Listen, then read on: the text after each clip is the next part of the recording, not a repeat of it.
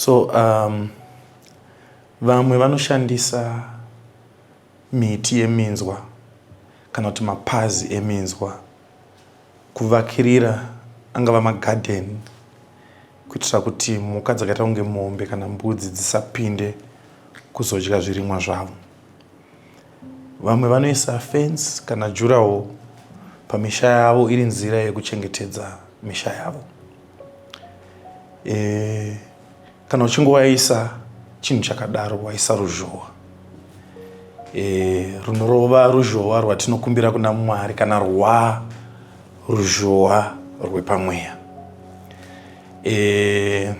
Ndakuda kumbopinda musong zvishoma. Ndiambuze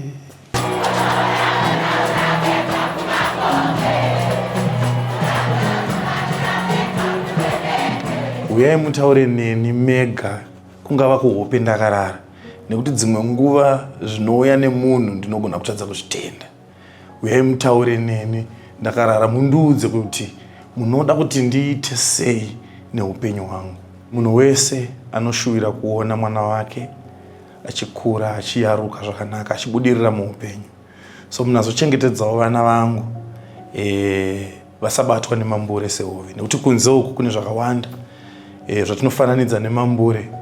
Kuti uchida kuita chimwe chinhu unoerekana wabatwa nezvimwe zvinhu muupenyu zvokutadzisa kurarama.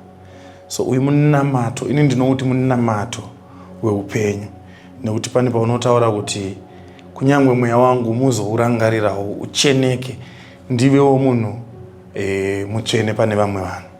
So ruzhowa munamato, ende chikurukuru chandoda kutendai nacho ndechoti makaigamuchira song iyi mukaishandisawo semunamato wenyu.